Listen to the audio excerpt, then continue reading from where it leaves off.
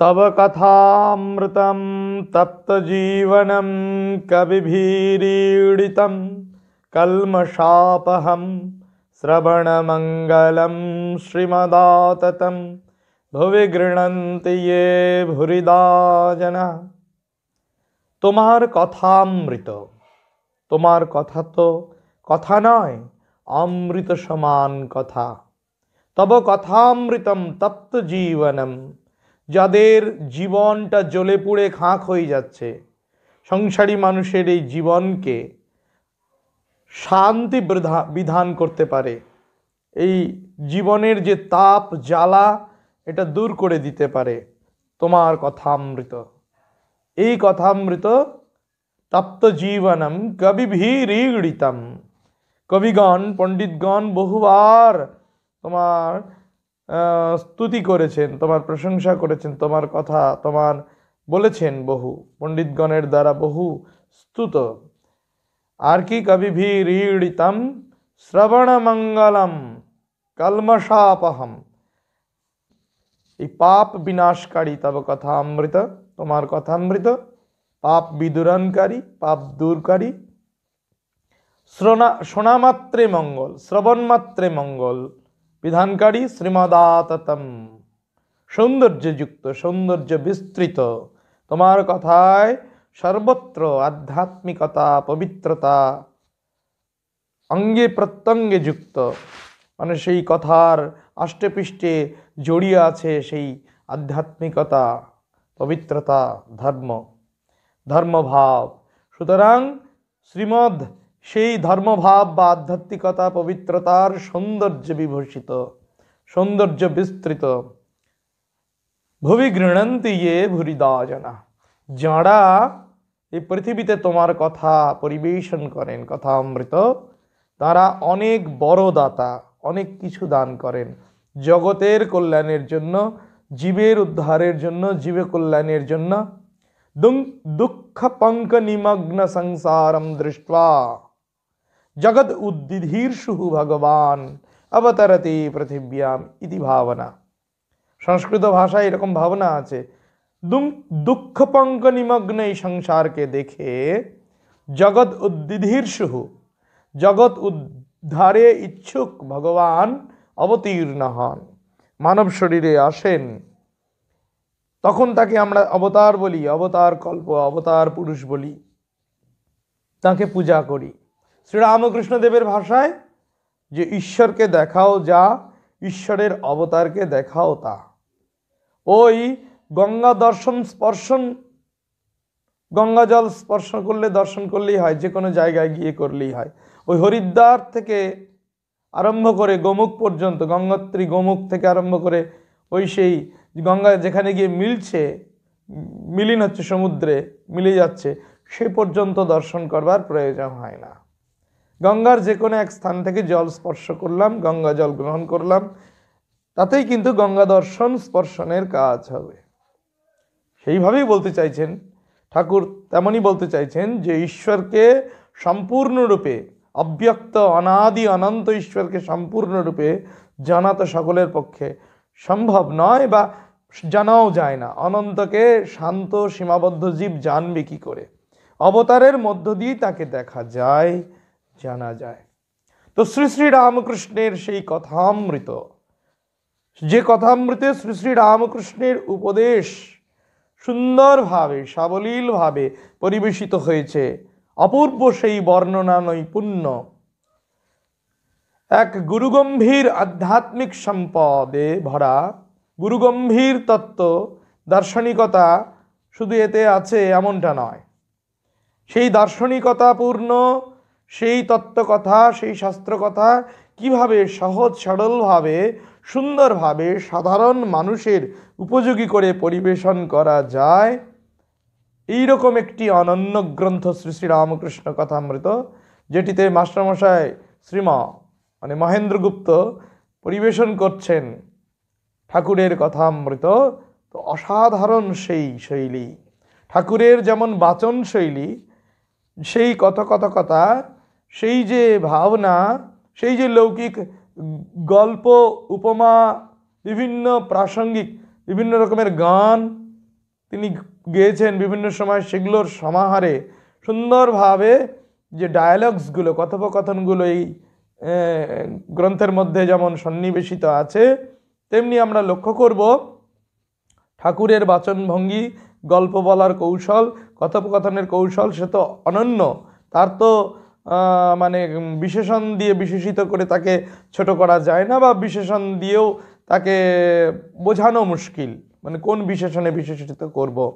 কিন্তু শ্রী শ্রী রামকৃষ্ণ কথামৃতকার যিনি শ্রীমা মাস্টারমশাই, তাঁর স্মৃতিশক্তি, তাঁর এই যে পরিবেশন ক্ষমতা পদ্ধতি, সেটাও প্রভুর কৃপায় অসাধারণ, অনন্য।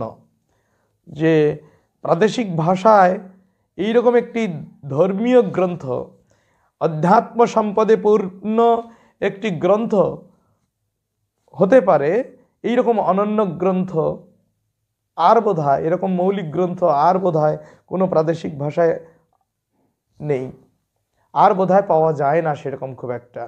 শ্রী শ্রী রামকৃষ্ণ কথামৃতের বিকল্প যেন আমরা ভাবতেই পারি না।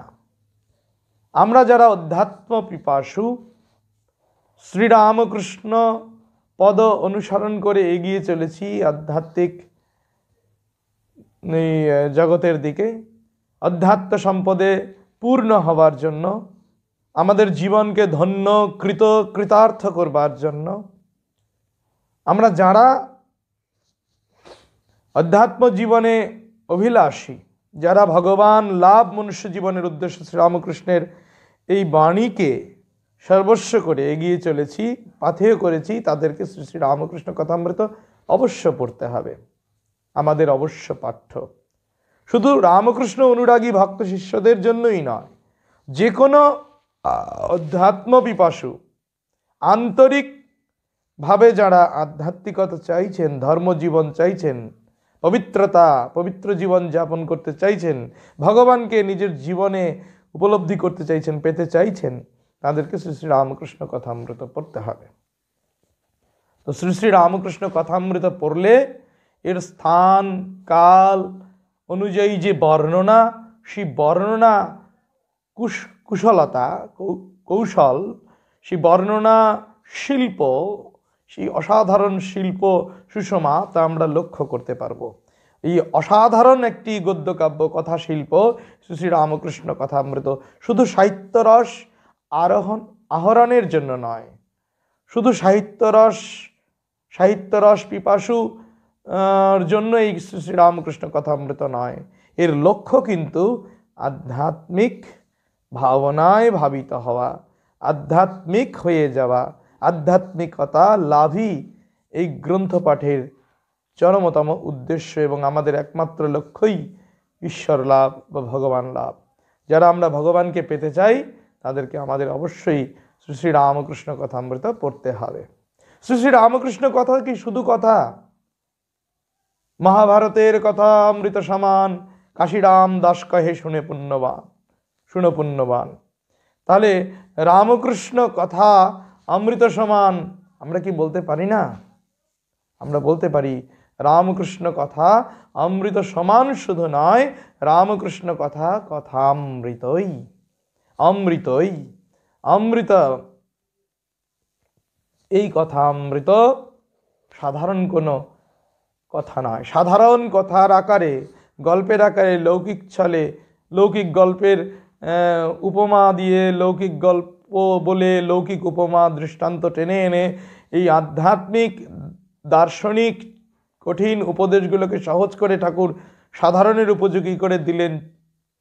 একমাত্র কারণ আমাদের উন্নতি, একমাত্র লক্ষ্য ভক্তের উন্নতি, সাধারণ জনজীবনের কল্যাণ, অধ্যাত্ম পিপাসুদের আধ্যাত্মিক স্তরে পৌঁছে দেওয়া, জীবনের যত সমস্যার সমাধান আমরা এই শ্রী শ্রী রামকৃষ্ণ কথামৃতে পাই। একমাত্র আধ্যাত্মিকতা লাভ করলেই, আধ্যাত্মিক হলেই সমস্ত ব্যবহারিক সমস্যার সমাধান হতে পারে। এইরূপ দিগদর্শনও আমরা শ্রী শ্রী রামকৃষ্ণ কথামৃতে পেয়ে থাকি। এমন দিগদর্শন দেয় যে গ্রন্থ, সেই গ্রন্থের উপদেশ, শ্রী শ্রী রামকৃষ্ণ উপদেশ কখনো অশাস্ত্রীয় হতে পারে না। তার ভিত্তি যে শাস্ত্রীয় হবে এ বিষয়ে কোনো সংশয় নেই। এই শাস্ত্রীয় ভিত্তি এই দৃঢ় ধারণা, এই বিশ্বাস, এই ভাবনা থেকেই আমার একটি গবেষণার ইচ্ছে হয়। আমি শ্রী শ্রী রামকৃষ্ণ উপদেশ শিশু শাস্ত্রীয় ভাবনা সম্যম এরকম একটি সংস্কৃত ভাষায় গবেষণায় ব্রতী হই। এই গবেষণা কার্য শুরুর পূর্বে আমি গুরুদেব পরম পূজ্যপাদ শ্রীমৎ স্বামী গহনানন্দজি, রামকৃষ্ণ মঠ মিশনের চতুর্দশ সংঘাধ্যক্ষ শ্রীমৎ স্বামী গহনানন্দজির আশীর্বাদ লাভ করি। তার বহুপুত সান্নিধ্য, জ্বলন্ত জীবন আমি তার কাছে থেকে অনুভব করেছি। নিজের জীবনকে আদর্শ পথে চালিত করবার জন্য আমি বহু উপদেশ, বহু দিগদর্শন তার কাছে পেয়েছি। তার প্রত্যেকটি দিগদর্শন আজও আমার স্মৃতিতে জলজল করছে, স্মৃতিতে উজ্জ্বল হয়ে অবস্থান করছে। সে প্রসঙ্গ এখানে বিস্তৃত করবার নয়। শ্রীগুরুর কৃপা, শ্রীগুরুর সেবা, শ্রীগুরুর সাহচর্য, শ্রীগুরুর ভালোবাসা যে কতখানি অমূল্য সম্পদ, তা এর মতো আর কে জানে? যে উপভোগ করেছে, যে সেই সংস্পর্শ পেয়েছে, সেই জানে। তো আমি তো তার আশীর্বাদ বিভিন্ন সময় বিভিন্নভাবে পেয়েছি, কিন্তু এই শাস্ত্র এবং কথামৃত, ঠাকুরের উপদেশ এবং শাস্ত্র প্রমাণ এই বিষয়ে গবেষণা করবার আশীর্বাদ নিতে আমার কিন্তু সরাসরি সশরীরে সেখানে উপস্থিত হওয়া হয়নি। আমি চিঠি লিখি, তিনি আমাকে চিঠিতেই আশীর্বাদ করেন। যে আমি চিঠিটি এই ভিডিওতে আপলোড করে সঙ্গে দিয়ে দিতে পারবো, আপনারা দেখে নিতে পারবেন, চিঠির ছবি দেওয়া থাকবে। তো দেখলে ভালো লাগবে, আপনাদেরও ভালো লাগবে, শুধু দর্শকবৃন্দের, আমার তো ভালো লাগছেই, ভালো লাগবে। তো তিনি আশীর্বাদ করলেন, তার আশীর্বাদকে শিরোধার্য করেই আমি কিন্তু শ্রী শ্রী রামকৃষ্ণ উপদেশ শিশু শাস্ত্রীয় ভাবনা সম্যম এই গবেষণা বিষয়টি নিয়ে কাজ করতে শুরু করি এবং গবেষণা বিষয়টিকে প্রকাশ করবার জন্য উঠে পড়ে লাগি। শুধু সংস্কৃত ভাষায় একটি গবেষণা হবে, একটি ডিগ্রি লাভ হবে, এর মধ্যে এই ব্যাপারটা যেন সীমাবদ্ধ থাকে না, এতে যেন একটা তৃপ্তি খুব একটা হয় না। কিছুদিন হলো আমার মাথায় এসেছে যে এটিকে আমরা ইউটিউব চ্যানেল মাধ্যমে, একটি সোশ্যাল মিডিয়া ইউটিউব চ্যানেল বলতে পারি, এর মাধ্যমে আমরা দর্শকের কাছে পৌঁছে দিতে পারি, রামকৃষ্ণ ভক্ত অনুরাগীর কাছে পৌঁছে দিতে পারি, যাতে রামকৃষ্ণ ভক্ত অনুরাগীর অনুরাগ ভাব, রামকৃষ্ণ প্রীতি আরও দিন দিন বর্ধিত হয়, আমরা যাতে প্রত্যেকে সমৃদ্ধ হতে পারি। এই ভাবনা নিয়ে এই ইউটিউব চ্যানেল প্রাণারাম বাংলা, এই চ্যানেলের কর্ণধার পবিত্র কুমার সৌর মহোদয়ের সঙ্গে কথা বলি, তিনি অনুমোদন প্রদান করেন। তিনি বললেন এরকম একটা প্রিমিয়ার করা যেতেই পারে, এটা তো একটা দীর্ঘ বিষয়।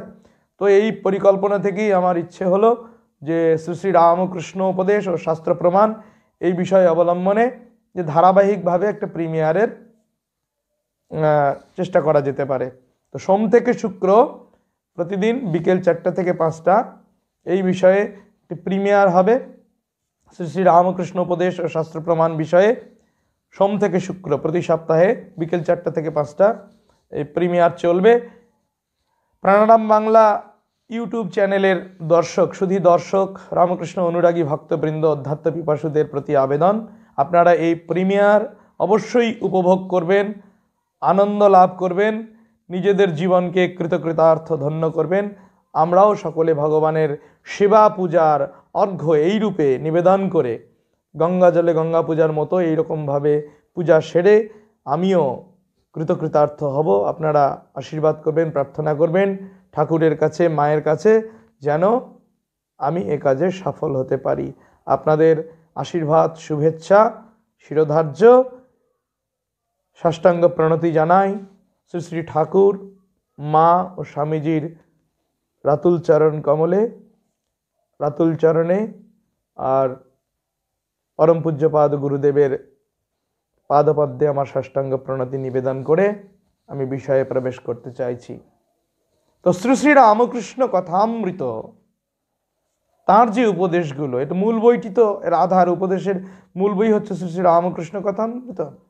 সেই উপদেশগুলোর অধিকাংশ বা প্রায় সম্পূর্ণই লৌকিক গল্প, লৌকিক কিছু উপমা, এগুলোকেও নিতে পারি অনেক সময়, অনেক সময় এগুলো বাদ যেতে পারে, কিন্তু মূল যে উপদেশগুলো, যেগুলো একজন আধ্যাত্মিক ব্যক্তির পক্ষে, একজন অধ্যাত্ম পিপাসু, একজন ধর্মজীবন লাভে ইচ্ছুক একজন ব্যক্তির পক্ষে কতখানি সহায়ক হতে পারে। যে উপদেশগুলি, সেই উপদেশগুলির আধার কিন্তু অবশ্যই সংস্কৃত শাস্ত্র, হিন্দু স্ক্রিপচার্স বা সনাতন ভারতীয় শাস্ত্রগুলি আমরা বলতে পারি, এর প্রমাণ দেওয়া যেতে পারে। উদাহরণ হিসেবে আমরা বলতে পারি যে ঠাকুর বিদ্যাসাগরের সঙ্গে কথোপকথন করছেন, শ্রী শ্রী রামকৃষ্ণ কথামৃতে আমরা পাই। তিনি বলছেন যে দেখো, তুমি ব্রহ্ম কখনো এঁটো হননি। তিনি বেদান্তে বিদ্যাসাগর মশাই বলছেন নতুন কিছু শুনলুম, নতুন শিখলুম, এরকম আগে কখনো শুনিনি। শাস্ত্রে আছে অবাং মানস গোচরম, অদ্বৈত বেদান্তে, বিশেষ করে বেদান্ত সার এই গ্রন্থেও আমরা পাই ব্রহ্ম প্রসঙ্গে অবাং মানস গোচরম, তার এই মঙ্গলাচরণ শ্লোকেও আছে। এই অবাং মানস গোচরম ব্রহ্ম সম্পর্কে বলা হয়েছে। বাক্য মনের অতীত, কেন উপনিষদ বলছে যত বাচ নিবর্তন্তে অপ্রাপ্য মনসাসহ, যেখান থেকে মন ফিরে আসে, বাক্য ফিরে আসে, ইন্দ্রিয়ের অতীত, বাক্য মনের অতীত সেই পরব্রহ্ম, তাকে সাধারণ মানুষ এই মুখ দিয়ে, মুখটাও তো একটা ইন্দ্রিয়, বাঘ ইন্দ্রিয়, কি করে প্রকাশ করবে? অনন্তকে কি করে শান্ত করা যাবে? তার কখনো ইতি করা যায় না শ্রীরামকৃষ্ণের ভাষায়। তাই তিনি বলছেন বেদ পুরাণ প্রভৃতি গ্রন্থ এঁটো হয়ে গেছে, কতবার চর্বিত চর্বণ, কতবার এটা মুখে মুখে আলোচিত হয়েছে, কতজন আলোচনা করেছেন, কত দৃষ্টিভঙ্গি থেকে পরিবেশন করেছেন, কিন্তু ব্রহ্ম এর যে প্রতিপাদ্য, বেদান্তে প্রতিপাদ্য যে ব্রহ্ম বস্তু, এটাকে কেউ, বেদান্ত উপনিষদ অনেকেই বলেছেন, অনেকেই পড়েছেন, অনেকে পাঠ করেছেন, অনেকে পরিবেশন করেছেন, এই অনুযায়ী জীবন তৈরি করার চেষ্টা করেছেন অনেক সাধক, কিন্তু ব্রহ্ম কি বস্তু তা কেউ, কত উচ্চমার্গের সাধক সিদ্ধ মহাপুরুষই হন না কেন, প্রকাশ করতে পারেননি। কারণ অনন্ত ব্রহ্মকে মুখে বলে প্রকাশ করা যাবে কি করে? তাই ব্রহ্ম কখনো এঁটো হয়নি, ব্রহ্ম কখনো উচ্ছিষ্ট হয়নি, এঁটো হয়নি। এই সহজ কথাটিকে বললেন, যার আধার কিন্তু এই যে আমরা পেলাম কেনোপনিষদে, যত বাচ নিবর্তন্তে প্রাপ্য মনসা সহ অবাং মনস গোচরম, এই সমস্ত। এরকম আরও আমরা যদি লক্ষ্য করি যে ভগবান যুগে যুগে অবতীর্ণ হন, অবতার তত্ত্ব সম্পর্কে তিনি বলছেন, অনেক কথা উপদেশ দিচ্ছেন, তিনি অনেক কিছু শুনেছেন। ঠাকুর বলছেন তিনি বইটই বিশেষ পড়েননি, তার জীবনে অল্পই পড়া হয়েছে। কারণ ছোটবেলায় তার জীবন যদি দেখি, তার শুভঙ্করী ধাঁধা লাগতো ছোটবেলায়, পাঠশালার বিদ্যে, অল্প কোনো রকমে তিনি নিজের নাম স্বাক্ষর করতে পারতেন। আর ওই কথা এই সমস্ত রামায়ণ গান, বিভিন্ন কথাগুলো তার মুখস্থ ছিল, তিনি মুখে মুখে সেগুলো বলতে পারতেন। অঙ্ক, যোগ অঙ্ক ভালো লাগলেও বিয়োগ অঙ্ক ভালো লাগতো না। তো পড়াশুনো তার বেশি দূর, পাঠশালার বিদ্যে তিনি তার দাদা রামকুমার চট্টোপাধ্যায়কে বলেইছিলেন যে চালকলা বাধা বিদ্যে তার জন্য নয়, চালকলা বাধা বিদ্যে সে লাভ করতে চায় না, সে অধ্যাত্ম বিদ্যায় পারদর্শী হতে চায়। এই যে তার অভিপ্সা, এটা পূর্ণ হয়েছিল জগন্মাতার ইচ্ছায়। তার জাগতিক বিদ্যা কিন্তু সেই অর্থে সেরকম হয়নি, কিন্তু তিনি অনেক বেদান্ত শুনেছেন, অনেক শাস্ত্র শুনেছেন বিভিন্ন জায়গায়। তিনি তার স্মৃতিধর, ধরত্ব গুণ, তার স্মৃতিধর হিসেবে যে তার যে ক্ষমতা, স্মৃতিধর একজন ব্যক্তি, তিনি অসাধারণ স্মৃতিধর ছিলেন। তার বহু শ্রুতির কারণে এবং তার বিশেষত তার সাধনার কারণে তার হৃদয়ে বেদ উন্মোচিত হয়, হৃদয়ের দ্বার উন্মোচিত হয়। তিনি হৃদয়ে কন্দরে তিনি উপলব্ধি করেন সেই পরম সত্য, যেমন সত্যদ্রষ্টা বৈদিক ঋষিগণ সেই পরম সত্যকে উপলব্ধি করে ঘোষণা করেছিলেন বেদমন্ত্র। আমরা বেদমন্ত্র যেটা পাই সেগুলো তো কারো রচিত নয়, সেগুলো দর্শন, উপলব্ধি। শ্রীরামকৃষ্ণের এরকম উপলব্ধি দর্শন হলো। এই দর্শনের আলোকে তিনি তার কথামৃত ভক্তের জন্য উপহার দিয়েছেন, যে কথামৃত পড়ে আমরা ঋদ্ধ শুধু হব না, সমৃদ্ধ নয়, আধ্যাত্মিক সম্পদের সমৃদ্ধ তো হবই, আমরা আমাদের লক্ষ্যে পৌঁছে যাব, ঈশ্বর লাভ করতে সক্ষম হব। তো শ্রী শ্রী রামকৃষ্ণ কথামৃত শাস্ত্রের আধারে রচিত, এটা আমরা বলবো। এটাই আমার আজকের এই প্রিমিয়ারের প্রথম পর্বের আজকে প্রথম পর্ব কিছু আলোচনা শুরু করব, প্রথম পর্ব দিয়ে কিছুটা করব, এরপরে পরপর চলবে। তো যাই হোক, আমরা দেখব যে শ্রী শ্রী রামকৃষ্ণ কথামৃত পাঠে কি হয়, এর এফেক্টটা কি। সেন্ট লুই বেদান্ত সোসাইটিতে আছেন পরম পূজ্যপাদ স্বামী চেতনানন্দজি মহারাজ। তিনি বলছিলেন রামকৃষ্ণ মঠ এই কথামৃত ভবনের একটা প্রিমিয়ার হয়েছিল, বিশ্ব ভক্ত সম্মেলন, সেখানে পেয়েছি বা তার অন্য বক্তৃতায় পেয়েছি। তিনি বলছেন যে স্বামী মাধবানন্দজির কথা, এই যে রামকৃষ্ণ মঠ মিশনের নবম সংঘাধ্যক্ষ স্বামী মাধবানন্দজিকে স্বামী প্রমথানন্দজি বলে একজন বলছেন যে কোন একটি ছেলে রামকৃষ্ণ কথামৃত পড়ছে, সে সাধু হবে। মহারাজ বললেন যে সাধু হবে তো রামকৃষ্ণ কথামৃত, শ্রী শ্রী রামকৃষ্ণ কথামৃত পড়বার কি দরকার, সে স্বামীজি পড়ুক, স্বামীজির বাণী রচনা করলে এই সাধু হবার আদর্শটি বিষয়টি কি সেটা বুঝতে পারবে, সে তাহলে ভালো সাধু হতে পারবে। শ্রী শ্রী রামকৃষ্ণ কথামৃত পড়লে তো ভগবান লাভ হয়, ভগবান লাভ যদি হয়েই গেল সাধু হবার কি কোনো দরকার আছে? এই অসাধারণ একটি উক্তি, আমাদের মনে ছাপ রেখে যাওয়ার মতো, দাগ রাখার মতো, দাগ কেটে যাওয়ার মতো একটি অসাধারণ উক্তি করেছিলেন মহারাজ। তার নিজের উপলব্ধির আলোকে শ্রী শ্রী রামকৃষ্ণ কথামৃতটি আমাদের কাছে ধরা পড়ল। সত্যিই তাই, আমরা যদি দেখি শ্রী শ্রী রামকৃষ্ণ কথামৃত একটি অসাধারণ গ্রন্থ, অনন্য গ্রন্থ, যার আধ্যাত্মিকতার পরিমাপ করা, তার আধ্যাত্মিকতায় গ্রন্থ পাঠে যে আধ্যাত্মিকতা লাভ হবে এ বিষয়ে কোনো সন্দেহ নেই।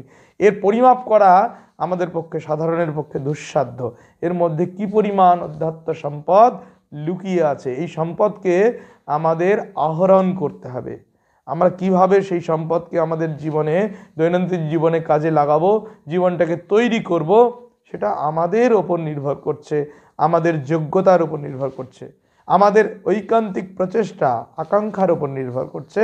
আমরা কিভাবে শ্রী শ্রী রামকৃষ্ণ কথামৃতকে নিজের জীবনে গ্রহণ করব এবং প্রয়োগ করব, যথাসাধ্য প্রয়োগ করব।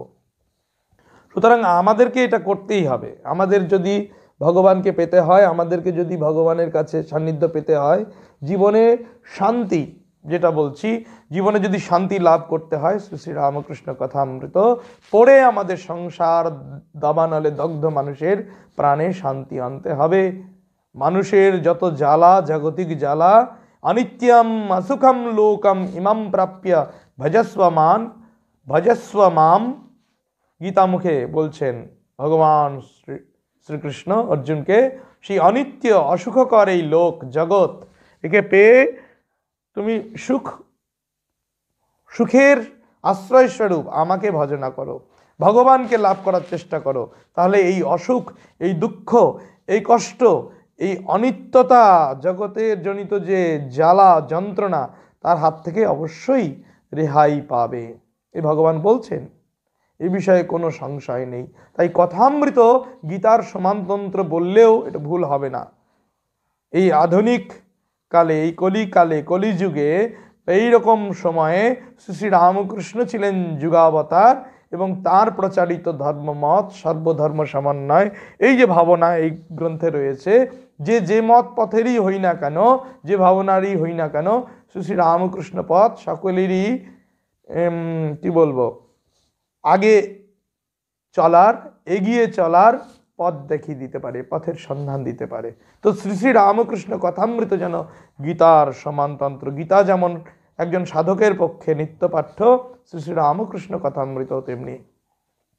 তো এই কথামৃত যদি পড়ি, ওই চেতনানন্দজি মহারাজজি বলছিলেন যে তিনি একসঙ্গে 50 পাতা পড়তে পারতেন, কয়েক ঘন্টা পর পর শুধু ডায়ালগসগুলো পড়ে যেতেন। তারপর যখন পার্ক সার্কাসে হাঁটতে যেতেন, তার ভীষণ হতো, তার ওই সেন্টেন্সগুলো তিনি দেখতে পেতেন। এরকম হওয়া স্বাভাবিক। আমরা যে যার চিন্তা করে, আমরা যে যার চিন্তা করব, শ্রীরামকৃষ্ণদেব বলছেন, যে যার চিন্তা করে সে তার সত্তা পায়। আমরা যে যার চিন্তা করব সে তার সত্তা পাবো, এ বিষয়ে কোনো সন্দেহ নেই। আমরা যদি কথামৃত নিয়ে দিন রাত ভাবি, আমাদের জীবনটাকে তৈরি করি, তা আমাদের দর্শন হবে। ঠাকুর বলছেন আদর্শ গৃহীর ক্ষেত্রে, আদর্শ গৃহীর জীবনটা কেমন হবে সেই উপদেশ বলছেন। সংসারে কেমন করে থাকবে, আর ঈশ্বরেই বা কী করে মন হবে, সংসারে থেকে কি ঈশ্বরে মন হওয়া সম্ভব? মাস্টারমশাই যখন জানতে চাইছেন, তিনি অসাধারণ, সংসারে কি করে থাকবে সেটা ঝুড়ি ঝুড়ি উপদেশ দিয়ে দিলেন, পথ বাতলে দিলেন, আবার সঙ্গে সঙ্গে বলে দিলেন মাস্টারমশাইকে উত্তর দিচ্ছেন স্বয়ং ভগবান, স্বয়ং প্রভু শ্রীরামকৃষ্ণ কি বলছেন, যে নির্জন বাস, সাধু সঙ্গ, সদসৎ বিচার এগুলো করতে হয়। নির্জনে দই পেতে মাখন তুলে জলে রাখো। নির্জনে মন্থন করতে হয়, দই নাড়ানাড়ি করলে দই জমে না, নির্জনে দই পাততে হয় এবং দই থেকে মাখন মন্থন করে তুলে জলে রাখো। তাহলে মনটাকে মাখন করো, নির্জনে সাধনা করে ভক্তি জ্ঞান রূপ মাখন অর্জন করো, মাখন লাভ করো, তারপর সংসার রূপ জলে রাখলে সেটি দুধে জলে মিশবে না, তখন সে আর দুধ রইল না, যখন সে মাখনে পরিণত হয়েছে তাকে জলে ছেড়ে দিলেও নির্লিপ্ত হয়ে ভাসবে, অর্থাৎ সংসারে সে নির্লিপ্ত হয়ে থাকতে পারবে। এই যে পথ তিনি বাতলে দিলেন, শুধু এটা তো পথ নয়, তার নিজের জীবন থেকে উপলব্ধ সত্য, পরম সত্যকে তিনি উদ্ঘাটিত করলেন। শুধু কথা নয়, কথার কথা নয়, কিভাবে থাকবে, বড় লোকের বাড়ির ঝির মতো সংসারে থাকবে, দাসীর মতো, হাতে তেল মেখে কাঁঠাল ভাঙবে, পিঁপড়ের মতো, যেমন বালি আর চিনি, সংসারে বালি চিনিতে মেশানো আছে, চিনিটুকু নেবে, সার পদার্থ নেবে, সংসার থেকে সার গ্রহণ করবে, সংটাকে ত্যাগ করবে। রাজহাঁসের মতো দুধে জলে মেশানো আছে, সেই দুধ থেকে জল দুধ মেশানো আছে, সেই মিশ্রণ থেকে দুধটুকু গ্রহণ করবে, জল ত্যাগ করবে, রাজহাঁস পারে। আবার বলছেন পাকাল মাছের মতো সংসারে থাকতে হবে। পাকে আছো কিন্তু তোমার গায়ে পাক লাগবে না, যেমন পাকাল মাছ, মাগুর, শিঙি এই সমস্ত মাছের পাকে থাকে, কিন্তু জল ঢেলে দাও গায়ে পাক থাকে না এতটুকুও। সুতরাং সেই পাকাল মাছের মতো আমাদের সংসারে থাকতে হবে। তিনি এরকম অনেক অসাধারণ অসাধারণ উদাহরণ দিয়েছেন, অপূর্ব অপূর্ব সুন্দর কতগুলো লৌকিক উদাহরণ দিয়ে তিনি বুঝিয়েছেন সংসারী মানুষ কি করে সংসারে থাকবে, আর এইভাবে সংসারে থেকে ঈশ্বরে মন দেবে। এক হাতে সংসার কর্ম করো আর অন্য হাতে ঈশ্বরকে ধরো, যখন সময় হবে দুই হাতে সংসার কর্ম ফেলে দুই হাতে ঈশ্বরকে ধরবে।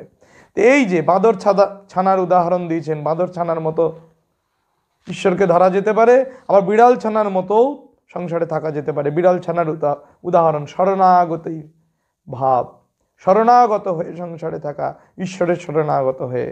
তাহলে এই জ্বালা, শোক, তাপ, রোগ এর হাত থেকে রেহাই পাওয়ার একমাত্র উপায় ভগবান শ্রীরামকৃষ্ণ বলছেন কি না, শরণাগত হওয়া।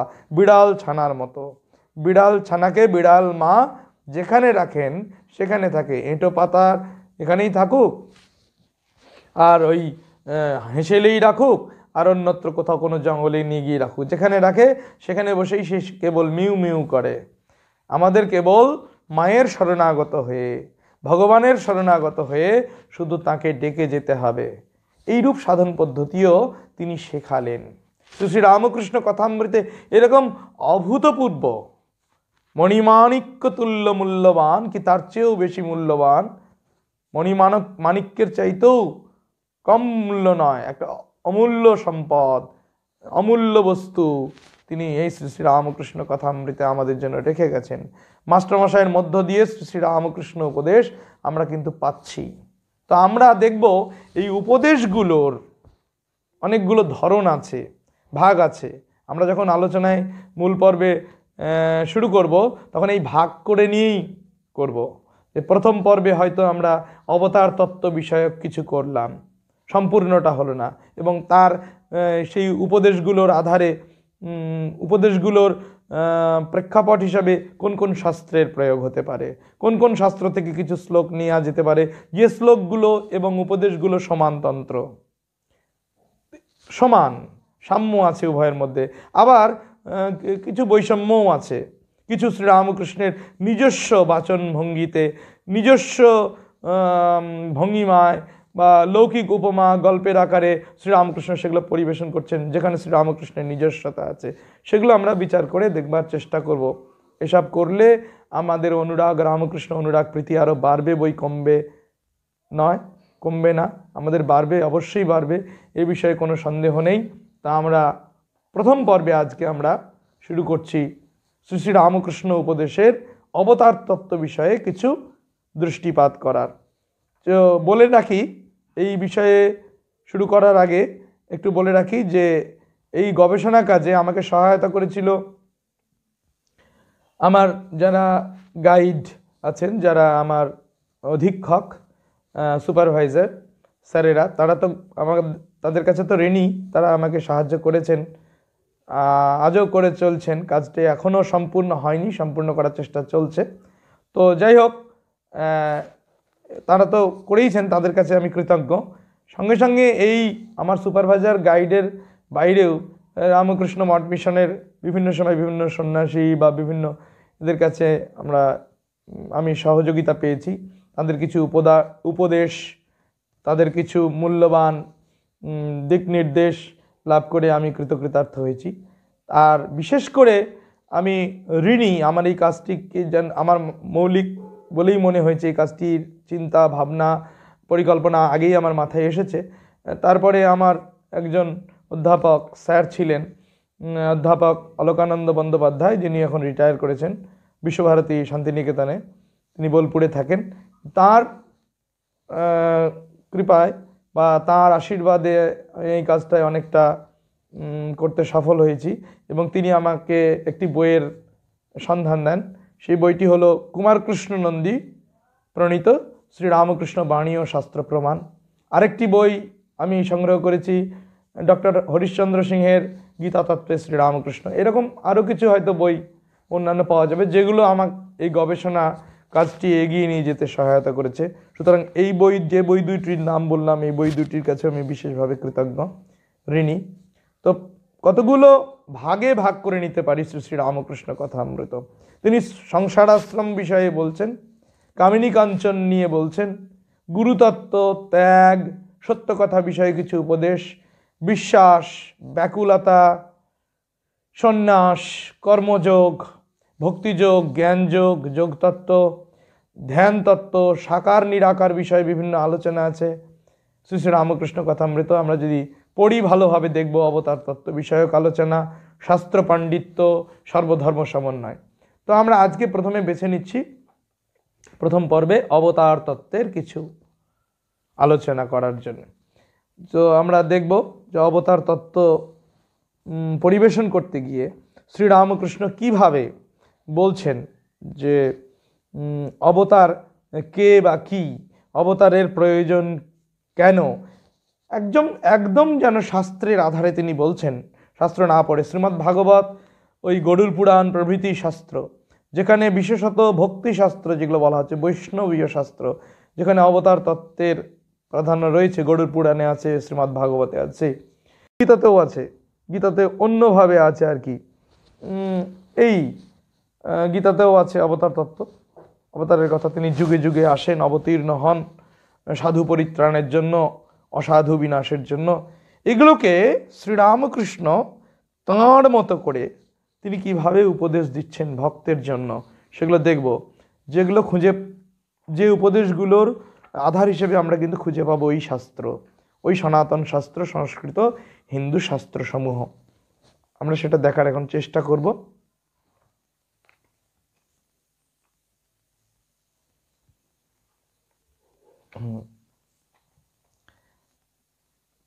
ঠাকুর শ্রীরামকৃষ্ণ বলছেন, ঈশ্বরকে সাকার নিরাকার দুই দেখা যায়। আমরা শ্রী শ্রী রামকৃষ্ণ কথামৃত খুঁজেও কিন্তু এটা পেতে পারি। আমি এই বইটির সহায়তা পাচ্ছি বিশেষ করে, সেটি হচ্ছে ওই কি বলবো, আপনাদের বলেছিলাম যেটি শ্রীরামকৃষ্ণ বাণী ও শাস্ত্র প্রমাণ। এই বইটিতে এই শ্লোক কোটেশনগুলো ঠিকভাবে খুব সংকলিত আকারে বলে দেওয়া আছে। এখান থেকে বলাটাই আমার কাছে খুব সহজ বলে মনে হচ্ছে, সেই জন্য এখান থেকে উল্লেখ করব। কিন্তু ঠাকুরের যে মূল কথাগুলো, সেগুলোর কিছু পরিবর্তন হয়েছে আর কি। হয়তো মূল কথামৃত হয়তো কথাটা এইরকম ঠিক নেই, এরকমই আছে, একটু হয়তো পরিবর্তিত। এটা তো সংকলন করা একটা গ্রন্থ, সংকলিত হয়েছে, ঠাকুরের উপদেশগুলোকে সংকলন করা হয়েছে। আবার শ্লোক, যে শ্লোকগুলির সঙ্গে এই উপদেশগুলি সমানতন্ত্র, যে শ্লোকগুলির সঙ্গে এই উপদেশগুলো, ঠাকুরের উপদেশগুলো মেলে, সেগুলোও এখান থেকে তিনি এগুলো কালেক্ট করে এখানে সংগ্রহ করে রেখেছেন। তো আমি এখান থেকেও বলবো শ্রী শ্রী রামকৃষ্ণ কথামৃত, মূল কথামৃত যেটি, সেটিতেও যাব। সেটিতেও যদি আমরা দৃষ্টিপাত করি, সেখানেও দেখতে পাবো যে ঠাকুর বলছেন যে ঈশ্বর সাকার নিরাকার দুই। ওই যেমন মাস্টারমশাইকে বলেছিলেন না, মাস্টারমশাই এলেন, তাকে বললেন যে তোমার সাকার ভালো লাগে না নিরাকার ভালো লাগে? মাস্টারমশাই বললেন আজ্ঞা নিরাকার ভালো লাগে, তবে এ বুদ্ধি করো না, ঠাকুর বলছেন মাস্টারমশাই মহেন্দ্রগুপ্তকে, যে এ বুদ্ধি করো না যে কেবল নিরাকার সত্য আর সাকার সত্য নয়, এ বুদ্ধিটি তোমার মনে রেখো না, যে যিনি নিরাকার তিনি আবার সাকার হবেন কি করে? সাদা জিনিস কি কালো হয় কখনো? একসঙ্গে দুটোর সহাবস্থান কি করে হয়? যারা মাটির প্রতিমা পুজো করেন, মাস্টারমশাই বলছেন তাদের তো বুঝিয়ে দেওয়া উচিত, তাদের মাটির প্রতিমা পুজো না করে ঈশ্বরের পুজো করা উচিত। তো তখন একটু বিরক্ত হলেন ঠাকুর, মাস্টারমশাইকে উত্তর দিচ্ছেন তোমাদের কলকাতার লোকেদের ওই এক, খালি লেকচার দেওয়া, নিজে বোঝে না অপরকে বোঝাতে যাওয়া। মাস্টারমশাই কিন্তু অহংকার চূর্ণ হয়েছিল, তিনি বলছেন সত্যি তো, এ কি ইতিহাস শাস্ত্র, সাহিত্য, অঙ্কশাস্ত্র? আমি নিজে বুঝি না অপরকে বোঝাতে যাই, এটা তো নিতান্ত মূর্খামি। হ্যাঁ, কারণ যেটা আমি নিজে বুঝি না আপনি শুতে পায় না অপরকে ডাকে, শঙ্করাকে ডাকে। তো আগে নিজে বুঝি, আমি নিজেই বুঝি না অন্যকে বোঝাতে চাইছি। তো ঠাকুর কিন্তু সুন্দর, অন্যত্র বা এখানেও মাস্টারমশাইকে বলছেন, বিভিন্ন জায়গায় আছে একই উপদেশের বহু জায়গায় বহু পাতায় আমরা দেখব। কারণ ঠাকুর বলছেন ঈশ্বরীয় কথায় পুনরুক্তি দোষ নেই। এর ঠাকুর ঈশ্বরীয় কথা প্রসঙ্গে একই কথা অনেক জায়গায় অনেক প্রেক্ষাপটে অনেকভাবে বলেছেন, সেই জন্য কথামৃতে বিভিন্ন পরিচ্ছেদে একই উপদেশ কিন্তু আমরা লক্ষ্য করতে পারবো, এটাতে কোনো দোষের নয়। শ্রীরামকৃষ্ণ স্বয়ং বলছেন ঠাকুরের কথা, ঈশ্বরের কথা যত বলা যায়, যত শোনা যায় তত কল্যাণ। সুতরাং এই একই উপদেশ দুবার হয়েছে, তিনবার হয়েছে, এটা কোনো দোষের নয়। তো ওইখানে উদাহরণ দিয়েছেন সাকার নিরাকারকে বোঝাতে গিয়ে, তিনি বলছেন ওই ভক্তিহীমে তিনি কি হন? বরফ। ভক্তিহীমে তিনি সাকার, আর জ্ঞান সূর্য উদিত হলে তিনি নিরাকার। যেমন বরফ আর জল, উপাদান কিন্তু সেই জলীয় উপাদান জল, সেটি যখন ফ্রিজে রাখছি বা ঠান্ডা হচ্ছে, সেটি বরফে হচ্ছে খুব ঠান্ডা হয়ে, আর সেটা যখন সূর্য উদয় হলে মানে সেটাকে যখন উত্তাপ দেওয়া হচ্ছে স্বাভাবিক পরিবেশে, সেটি কিন্তু গলেই, সেই বরফ গলেই জল হয়ে যাচ্ছে। ঠাকুর সুন্দর বললেন, কি সুন্দর বললেন, আমরা সুন্দর মানে ভাবতে পারি না, এরকম এত সহজ সরল সাবলীলভাবে বুঝিয়ে দিলেন নিরাকার আর সাকার ব্যাপারটি, যে বরফটাই জল, জলই আবার ঠান্ডা হয়ে বরফ। সেই রকম ভক্তিহীমে যিনি সাকার, ভক্তিরূপ হিমে যিনি সাকার মূর্তি পরিগ্রহ করলেন, জ্ঞান সূর্য উদিত হলে তিনি কিন্তু আবার নিরাকার। সুতরাং যে ঈশ্বর সাকার তিনি কিন্তু নিরাকার, এ বিষয়ে কোনো কিন্তু সংশয় নেই। ঠাকুর বোঝাচ্ছেন। এই যে বলছেন শ্রীরামকৃষ্ণ, হ্যাঁ অবশ্য দেখা যায়, ওই জিজ্ঞাসা করছেন, হ্যাঁ অধরকে উপদেশ দিচ্ছেন, বেশি বিচার করা ভালো নয়, মার পাদপদ্মে ভক্তি থাকলেই হলো, বেশি বিচার করতে গেলে সব গুলিয়ে যায়। এ দেশে পুকুরের জল উপর খাও, বেশ পরিষ্কার জল পাবে, বেশি নিচে হাত দিয়ে নাড়লে জল ঘুলিয়ে যায়, তাই তার কাছে ভক্তি প্রার্থনা করো। ধ্রুবর ভক্তি সকাম, রাজ্য লাভের জন্য তপস্যা করেছিলেন। প্রহ্লাদের ভক্তি কিন্তু নিষ্কাম অহৈতুকী ভক্তি। তিনি কি বললেন? প্রহ্লাদের যে ভক্তি সেটা কিন্তু নিষ্কাম ভক্তি, অহৈতুকী ভক্তি। প্রহ্লাদের ভক্তি নিষ্কাম অহৈতুকী ভক্তি, ধ্রুবর ভক্তি সকাম।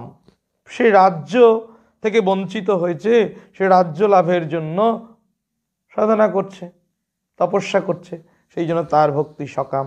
আর প্রহ্লাদ কিন্তু এই রাজ্য সম্পদ কিছু চায়নি, সে শুধু ভগবানকে চেয়েছে, সেই জন্য তার ভক্তি নিষ্কাম অহৈতুকী। ভক্ত বলছে ঈশ্বরকে কি রূপে লাভ হয়? শ্রীরামকৃষ্ণ ওই ভক্তির দ্বারা। তবে তার কাছে জোর করতে হয়, তার কাছে জোর আবদার করি আমরা, আমাদের প্রিয়জনের কাছে আবদার করি, এটা আমায় দিতে হবে, এটা আমায় দাও, এটা আমার পাওনা, আমায় এটা দিতেই হবে, আমি এটা নেব। কিন্তু শ্রীরামকৃষ্ণ বলছেন ভক্তির দ্বারা, কি বলছেন? ভক্তির দ্বারা তবে তার কাছে জোর করতে হয়। দেখা দিবিনি, গলায় ছুরি দেব, এর নাম ভক্তির তমঃ। ঠাকুর বলছেন ভক্তির মধ্যে আবার বিভিন্ন গুণ নিয়ে আসছেন। কীরকম? যে ভক্তির তমঃ ব্যাপারটা বলছেন কি, তুই যদি দেখা না দাও আমি গলায় দড়ি দেব, আমি গলায় ছুরি দেব। এই যে এই ভাবটা, এটা একটা ভক্তির তমঃ বলছেন। তমগুণ, এই তমগুণ দোষের নয়, এই তমগুণ ভক্তির তমঃ। সুতরাং এই তমগুণ ভগবানের দিকেই ভক্তকে এগিয়ে দেয়, ভগবান থেকে দূরে করে না। ভক্ত জিজ্ঞেস করছেন ঈশ্বরকে কি দেখা যায়? শ্রীরামকৃষ্ণ বলছেন হ্যাঁ, অবশ্য দেখা যায়। নিরাকার সাকার দুই দেখা যায়। সাকার চিন্ময় রূপ দর্শন হয়, আবার সাকার মানুষ, তাতেও তিনি প্রত্যক্ষ। অবতারকে দেখাও যা, ঈশ্বরকে দেখাও তা। বলছেন ঈশ্বর যুগে যুগে মানুষ রূপে অবতীর্ণ হন। আমরা মূল কথামৃতে এরকম পেলাম। ওই কথাটি এই শ্রী রামকৃষ্ণ বাণী এবং শাস্ত্র প্রমাণে আছে। কিভাবে আছে? যে ঈশ্বরকে সাকার নিরাকার দুই দেখা যায়, ভাষাটা একই আছে, কোথাও হ্রস্বই আছে জোর দিয়ে বলছে, কোথাও জোর দিয়ে বলছেন না। সাকার চিন্ময় রূপ দর্শন হয়, আবার সাকার মানুষ, তাতেও তিনি প্রত্যক্ষ। অবতারকে দেখাও যা, ঈশ্বরকে দেখাও তা। ঈশ্বরই যুগে যুগে মানুষ রূপে অবতীর্ণ হন। এই কথাটা প্রায় মিলিয়ে আছে, একই রকম আছে। এরকম অনেক উপদেশ আছে যেখানে উপদেশগুলো একটু, এই কথাটি একটু মূল কথামৃতের সঙ্গে এই সংকলন গ্রন্থের কিছু উপদেশের মধ্যে কিছু সামান্যতম একটু পার্থক্য ভাষাগত, সামান্যতম, কিন্তু মূল ভাবটা, মূল বিষয়টা কিন্তু একই। এই হলো ঠাকুরের উপদেশ আমরা পেলাম। এর মধ্যে তিনটি অংশ ভাগ করে নেওয়া হয়েছে। যে সাকার চিন্ময় রূপ দর্শন হয়, সাকার নিরাকার দুই ঈশ্বর, এই যে একটি অংশ, এর প্রমাণ হিসেবে, শাস্ত্রীয় ভিত্তি হিসেবে আমরা দেখব চৈতন্য চন্দ্রোদয় থেকে নেওয়া হয়েছে।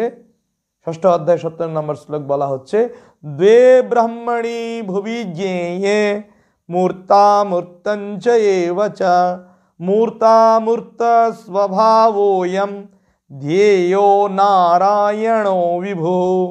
বলছেন দুটো ব্রহ্ম, ব্রহ্মের দুটো রূপ বলছেন, একটা মূর্ত এবং আরেকটি অমূর্ত।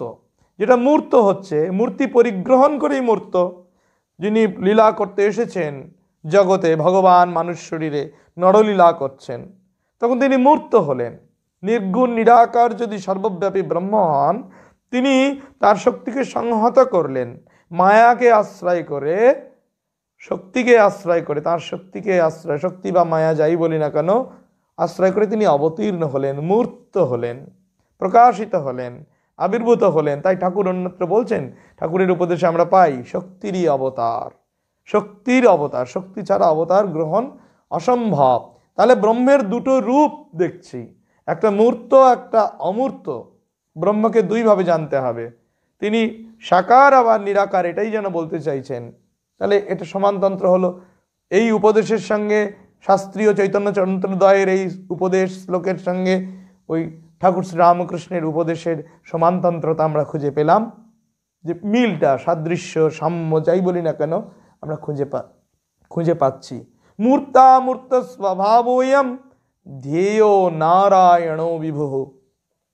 এই নারায়ণকে শুধু সাকার সগুণ নারায়ণ রূপে, নারায়ণ শঙ্খচক্র গদা পদ্মধারী সেই চতুর্ভুজ নারায়ণ রূপে দর্শন করলেই হবে না। কি বলছেন? যে তিনি মূর্ত এবং অমূর্ত। মূর্ত শুধু নয়, তিনি শুধু রূপের মধ্যেই আছেন এমন নন, তিনি অরূপও বটে, রূপের অতীত বটে। তাই তিনি মূর্ত এবং অমূর্ত স্বভাব বিশিষ্ট। এই নারায়ণ বিভু, এই রূপেই আমাদেরকে ধ্যান করতে হবে। আবার দেখি ওই শ্লোকের আরেকটি অংশে, আবার সাকার মানুষ, তাতেও তিনি প্রত্যক্ষ বলছেন। যে মানুষ সাকার, মানুষ সাকার, আমি সাধারণ একজন মানুষ, আমার মতো এরকম দ্বিপদ অনেক মানুষ এ জগতে আছেন। তিনি বাহ্য আকারে, আকৃতিতে মানুষ, তার অন্তরের দিক থেকে তিনি কতখানি মনুষ্যত্ব লাভ করেছেন বা মনুষ্যত্বকে ছাড়িয়ে দেবত্বের দিকে এগিয়েছেন কিনা, তিনি দেবমানব কিনা, সেটা পরে বিচার্য। কিন্তু এই যে মানুষ শরীর ধারণ করে আমরা এসেছি, এই মানুষের মধ্যে কিন্তু তার বেশি প্রকাশ। অন্যান্য জীবজন্তুতেও তিনি আছেন, সর্বভূতে তিনি আছেন। শাস্ত্র বলছে এই সর্বভূতের মধ্যে শ্রেষ্ঠ ভূত, শ্রেষ্ঠ জীব হচ্ছেন এই মানুষ। মানুষের মধ্যেও কিন্তু মানুষ রূপ ধারণ করে আছি আমরা, এর মধ্যেও আমাদের মধ্যেও কিন্তু তিনি আছেন।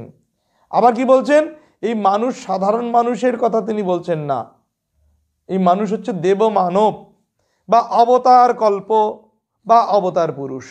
এদের মধ্যে তার প্রকাশটা যেন আরও বেশি। ইতর জীবজন্তু থেকে, মনুষ্যতর জীবজন্তু থেকে মানুষের মধ্যে তার প্রকাশটা যেমন বেশি, আবার সাধারণ মানুষ থেকে বেশি প্রকাশ, সবচেয়ে বেশি শক্তি সম্পন্ন হচ্ছেন তারা, তার শক্তিতে শক্তিমান তারা যারা অবতার পুরুষ। অবতারকে দেখাও যা, ঈশ্বরকে দেখাও তা। ঈশ্বর অবতারের মধ্য দিয়েই কথা কন, এই যেন ভাব। শ্রীরামকৃষ্ণ এটাই বলতে চাইছেন, ঈশ্বরই কিন্তু যুগে যুগে মানুষ রূপে অবতীর্ণ হন, এ কথাটা বলছেন। আর কি বলা হলো এর উদাহরণ হিসাবে, দ্বিতীয় অংশ যদি বলি, মানুষের মধ্যে, সাকার মানুষের মধ্যে তাকে প্রত্যক্ষ করা যায়, ঈশ্বরকে প্রত্যক্ষ করা যায়। তাহলে এর সমানতন্ত্র কি? কোন শ্লোকটি? ব্রহ্মবৈবর্ত পুরাণ, কৃষ্ণ জন্মখণ্ড সম্ভবত, হ্যাঁ কৃষ্ণ জন্মখণ্ডে। এতে আছে মায়াশ্রিত ইহা সগুণ মায়াতীতশ্চ নির্গুণঃ স্বেচ্ছাময়শ্চ ভগবান ইচ্ছয়া বিকরতি চ। বলছেন তিনি মায়াশ্রিত হয়ে সগুণ হন। যিনি মায়াতীত তিনি নির্গুণ, মায়ার অতীত, সকল গুণের অতীত, নির্গুণ। তিনি মায়াশ্রিত হয়ে সগুণ হন এবং তিনি স্বেচ্ছাময়, তার ইচ্ছা কিন্তু স্বাধীন। তিনি নিজের ইচ্ছার বশে, কোনো ইচ্ছার অধীন তিনি নন। তিনি মায়ার অধীন হচ্ছেন বটে, সেটাও তার নিজের ইচ্ছাতে, নিজের ইচ্ছায়, স্বেচ্ছায় তিনি মায়াময় হচ্ছেন এবং মায়াযুক্ত হচ্ছেন, মায়াধীন হচ্ছেন, হয়ে কি করছেন?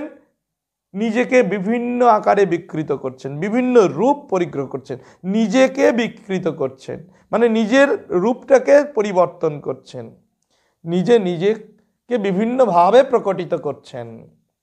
তাহলে আমরা পেলাম মানুষের মধ্যেও তিনি প্রত্যক্ষ, মানুষের যে বিভিন্ন রূপে মানুষ দেখা যাচ্ছে তার মধ্যেও কিন্তু তিনি আছেন। আবার কি বলছেন? অবতারকে দেখাও যা, ঈশ্বরকে দেখাও তা। হ্যাঁ, যে বিভিন্ন আকৃতি বিশিষ্ট আমরা যে মানুষ, এটা কিন্তু তিনি হয়েছেন, ঈশ্বরই এই সমস্ত বিভিন্ন মানুষ হয়েছেন। কিন্তু এই মানুষের মধ্যে শ্রেষ্ঠ মানব বা মহামানব যদি বলি, বা তার চাইতেও বেশি করে যদি বলি ঈশ্বর মানব,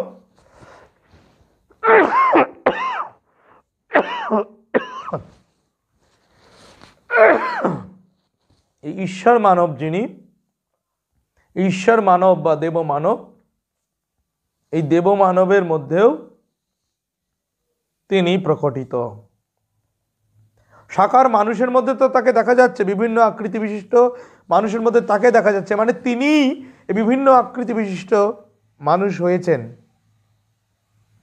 বলেই বলছেন অবতারকে দেখাও যা, যিনি অবতার পুরুষ তাকে দেখাও যা, ঈশ্বরকে দেখাও তা। কারণ স্বয়ং ঈশ্বর এই অবতারের মধ্যে আছেন।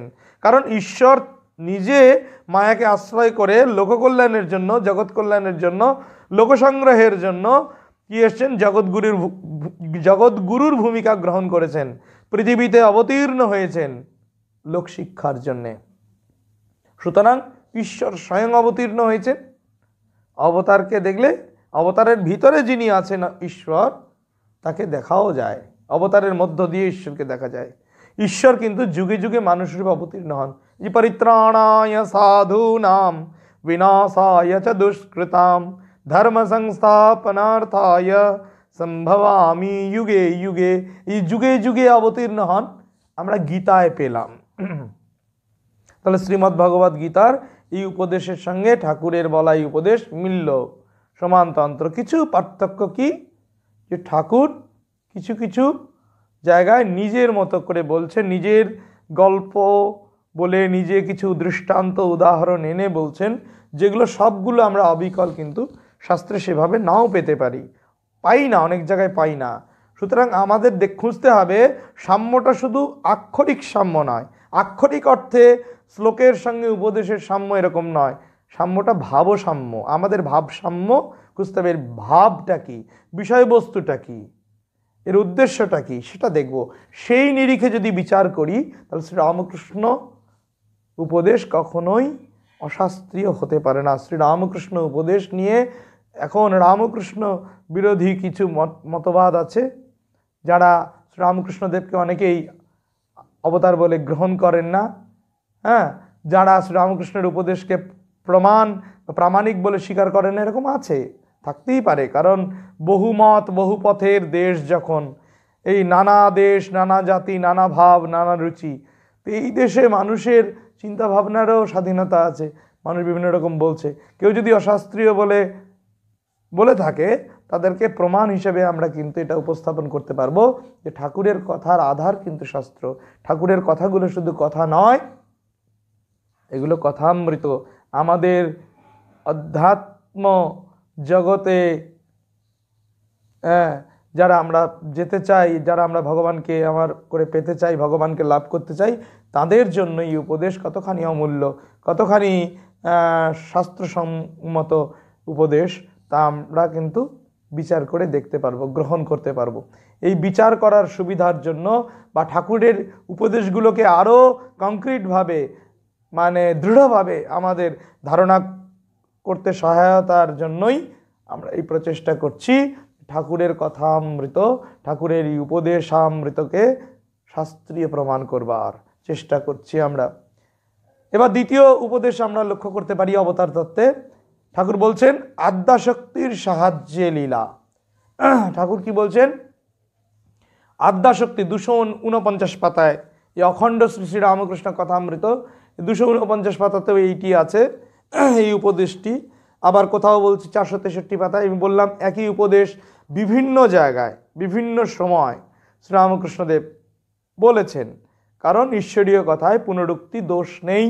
যত শোনা যায়, যত বলা যায়, তত কল্যাণ।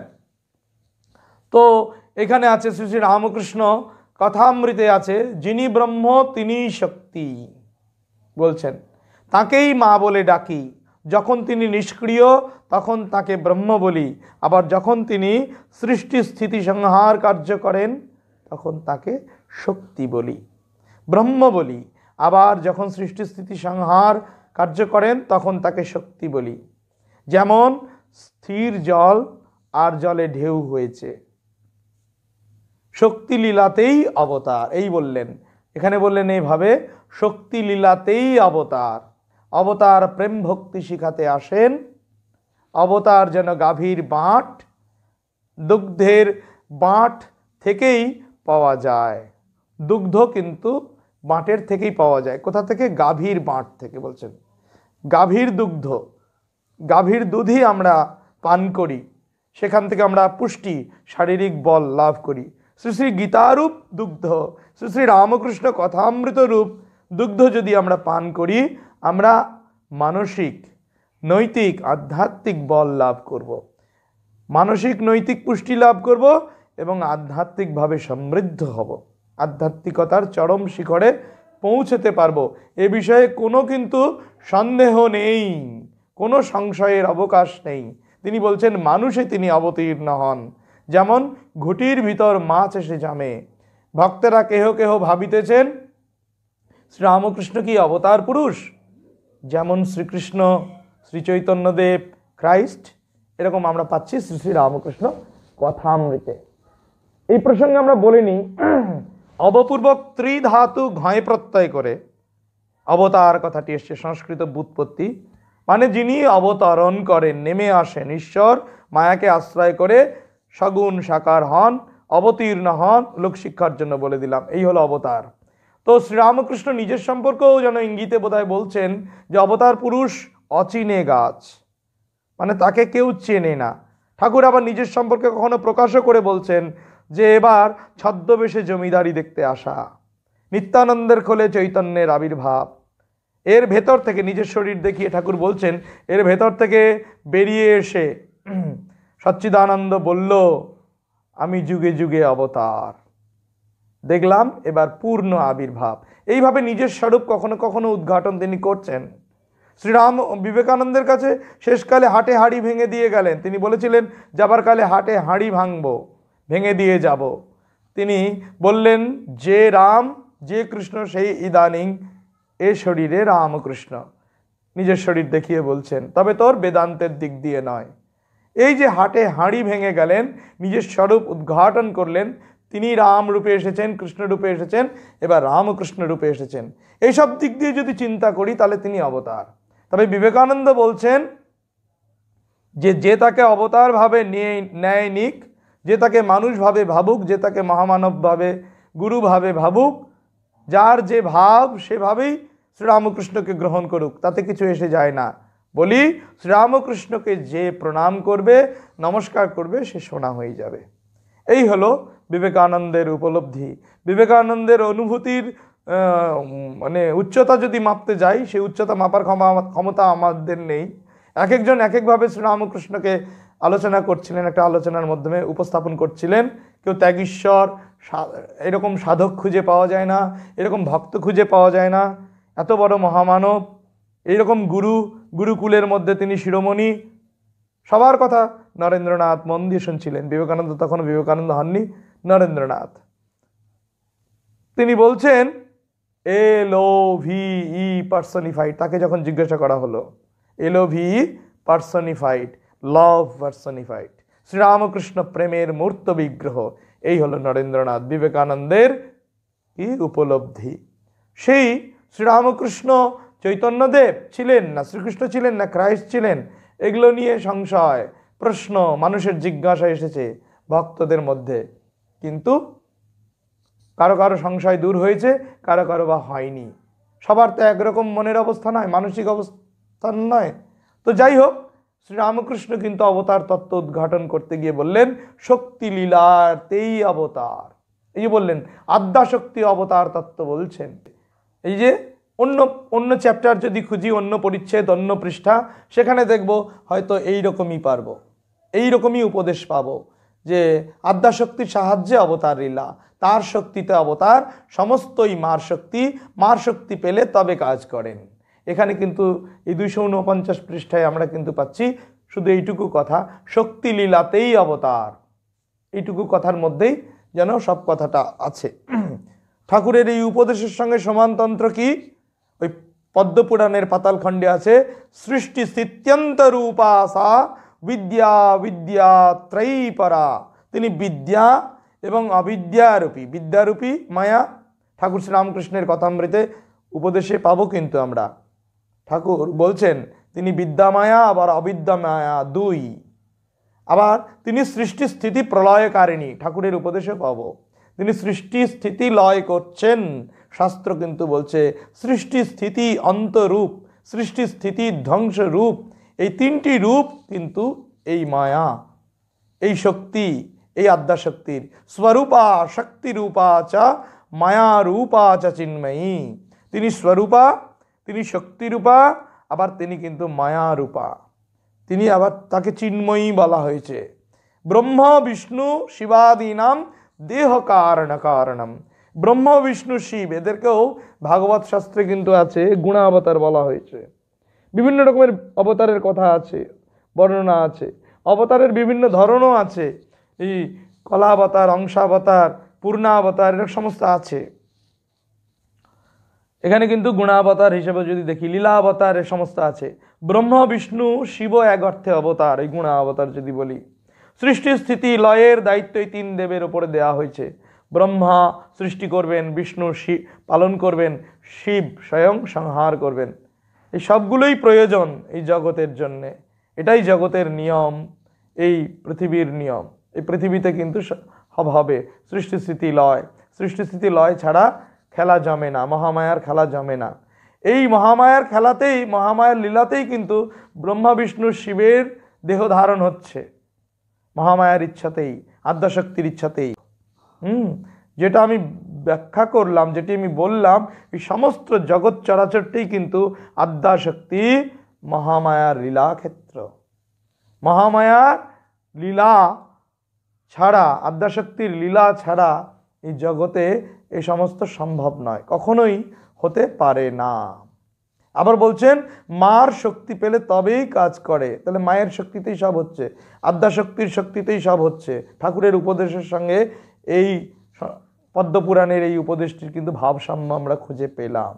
আবার দেখুন এখানে বলছে কালীবাড়িতে, ঠাকুর বলছেন কালীবাড়িতে আগে যে খাজাঞ্চি ছিল, এটি কথামৃতে আছে, অন্য পৃষ্ঠায় আছে, এটি 249 পাতায় নেই, যে সে কেউ কালীবাড়িতে আগে যে খাজাঞ্চি ছিল সে কেউ বেশি রকম চাইলে বলতো 2-3 দিন পরে এসো, মালিকের অনুমতি ছাড়া কাউকে দিতে পারবে না, মালিককে জিজ্ঞাসা করবে। কলকির শেষে কলকি অবতার হবে, অন্য প্রসঙ্গে আরেক প্রসঙ্গে বলছেন কলির শেষে কলকি অবতার হবে, ব্রাহ্মণের ছেলে সে কিছু জানে না, হঠাৎ ঘোড়া আর তরবার আসবে। ঠাকুর কিন্তু অন্যত্র বলছেন, ঠাকুরের কথামৃতে এরকম এই উপদেশই আছে, আরও একটু অন্যভাবেও আছে। বললাম ভাষাগত কিছু পার্থক্য আছে, কিন্তু মূল বিষয়টা হচ্ছে যে কলকি অবতার কলির শেষে দুষ্টের দমনের জন্য ঘোড়া তরবার নিয়ে আসবে, তরবার হাতে ঘোড়ায় চেপে আসবে। শাস্ত্র কি বলছে? শ্রীমদ্ ভাগবতে কি পাচ্ছি? এই সম্ভল গ্রাম মুখ্যস্য ব্রাহ্মণস্য মহাত্মনঃ ভবনে উষ্ণু যশসা কল্কি প্রাদুর্ভবিষ্যতি।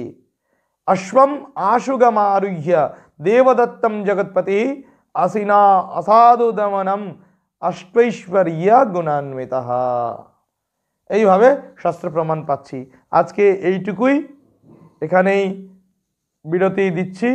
এই অবতার তত্ত্ব যতটুকু আলোচনা আজকে হলো, উপদেশের যে যে অংশগুলো, যে শ্লোকগুলো নিয়ে যেখানে শেষ হলো, এখান থেকেই আবার শুরু করব, চেষ্টা করব দ্বিতীয় পর্বে আবার কিছু আলোচনা করবার।